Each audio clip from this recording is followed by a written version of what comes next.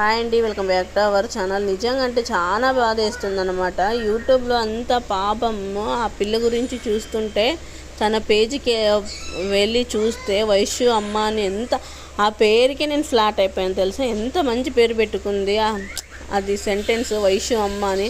అలాంటి మనిషిని ఎలా చంపాలనిపించిందా అనిపిస్తుంది అనమాట. ఎంత ముద్దుగా, ఎంత అందంగా, ఎంత బాగుంది తెలుసా.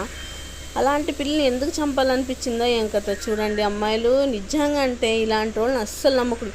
కానీ ఇప్పుడుండే జనరేషన్లో వాళ్ళ ఫేస్ చూస్తేనే తెలిసిపోతుంది తెలుసా. వీడు ఎలాంటోడు, ఎట్లా ఉంటాడు, తాగుతాడా, తందనాలు ఆడతాడా, ఆ దొంగకోళ్ళు పట్టేవాళ్ళ కళ్ళు కానీ ఉంటాయి. ఎందుకు నమ్మట్లేదో ఏం కథ. ఫస్ట్ ఆఫ్ ఆల్ పేరెంట్స్ కానీ కొంచెం చూసి సంబంధం కలిపింటే బాగుంటుంది అనిపిస్తుంది. ఎంక్వైరీ అంటే నలుగురిని అడగల, చేసుకునే వాడినే ఎంక్వైరీ చేసేది కాదు. తన ఊరికి వెళ్ళి అక్కడ ఇక్కడ 4 అక్కపక్కలో ఉంటారు కదా, అలాంటి వాళ్ళని అడిగితే అది ఎంక్వైరీ అంటారు అనమాట. వాడినే అడిగితే ఎంక్వైరీ అని ఏమంటారు?